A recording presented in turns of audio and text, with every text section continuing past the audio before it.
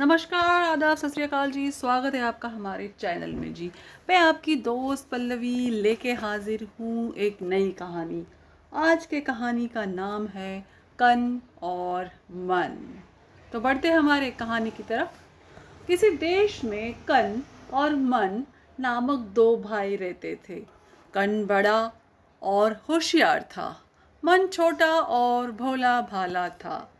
एक दिन कन ने मन से कहा, मेरे भाई, अपनी पुश्तैनी चीज़ों का हमें बंटवारा कर लेना चाहिए। तब मन ने धीरे से जवाब दिया, भैया, आप ठीक ही कह रहे हैं। उन चीज़ों को भीतर बंद रखने से क्या फ़ायदा, हमें बंटवारा कर ही लेना चाहिए। कन ने कहा, हमारे पास जो रज़ाई है उसे सर्दी की रातों में मैं ओढ़ूंगा, दिन में तुम ओढ़ लेना। मन ने कहा, ठीक है। उस दिन के बाद मन रज़ाई दिन में ओढ़कर सोने की कोशिश तो ज़रूर करता, मगर गर्मी सहन नहीं कर पाने की वजह से रज़ाई उतार फेंकता था।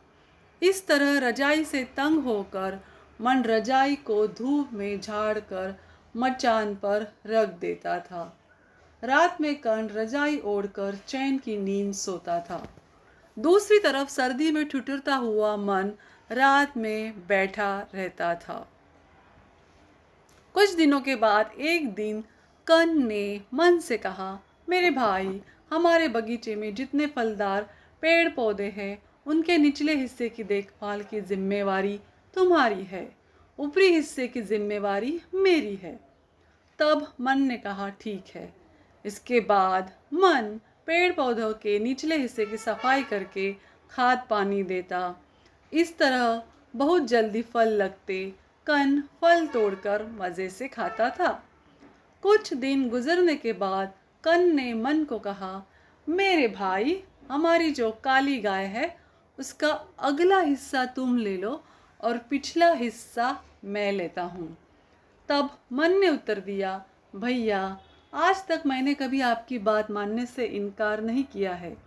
आपकी जैसी मर्जी हो वैसा कीजिए। उस दिन के बाद मन गाय को खिला पिलाकर अच्छी तरह देखभाल करता और कन गाय धोकर उसका दूध पी लेता था। कुछ दिनों के बाद मन की दुर्दशा देखकर एक बुढ़िया ने उससे पूछा, तुम इतनी तकलीफ क्यों उठा रहे हो? मन ने जवाब दिया, चाची, मेरे भैया मुझसे जो कहेंगे मैं वही करूँगा, क्योंकि भैया मुझसे बड़े हैं। वे जैसा कहते हैं मैं वैसा ही करता हूँ। ऐसा कहकर उसने बुढ़िया को सारी बात बता दी।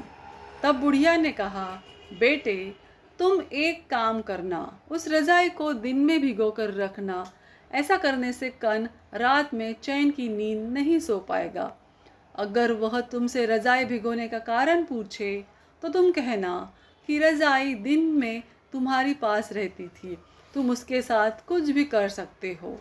ऐसा कहने पर वह चुप हो गया। इसी तरह फल तोड़ने के लिए कन जब पेड़ पर चढ़ेगा तब तुम कुल्हाड़ी लेकर अपने निचले हिस्से को काटने के लिए जाना।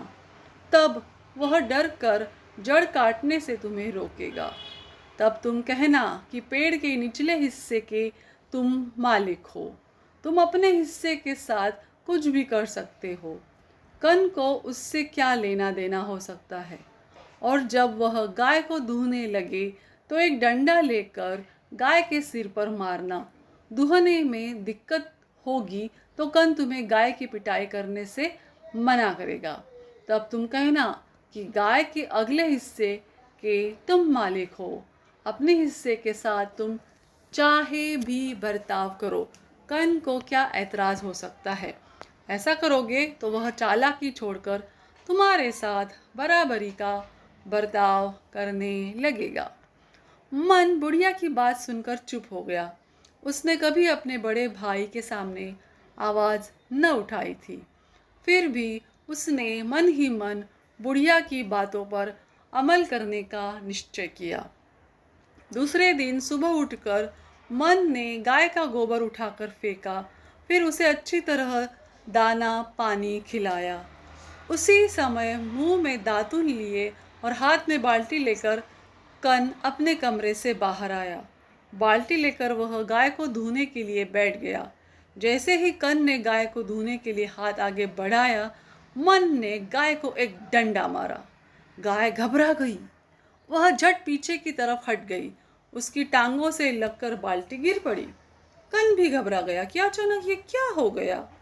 सिर उठाकर उसने देखा कि मन गाय के सामने एक डंडा लिए खड़ा है। अरे, तुम यह क्या कर रहे हो?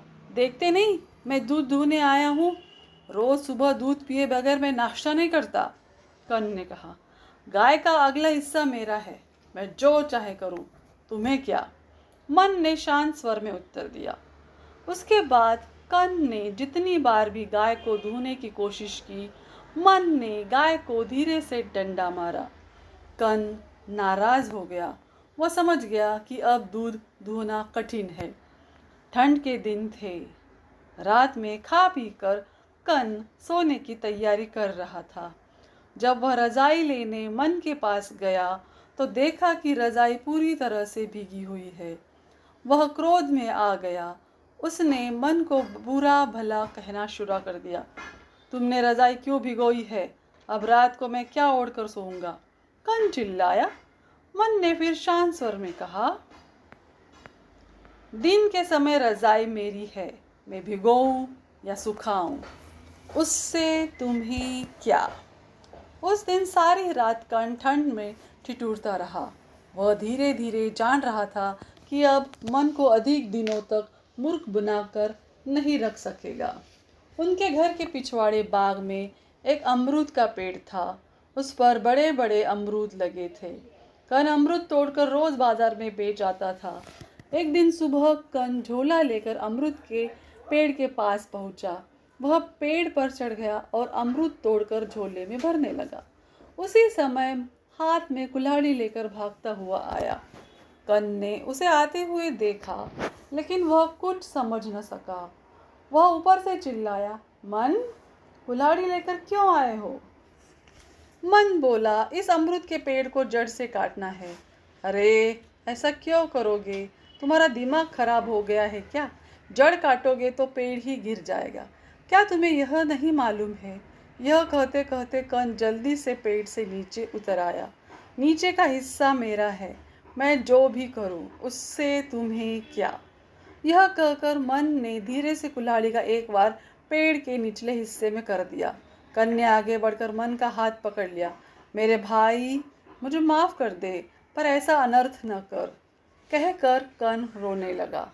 अब से हम दोनों भाई मिलजुल कर रहेंगे और सारी वस्तुओं का इस्तेमाल भी मिल बांट कर करेंगे।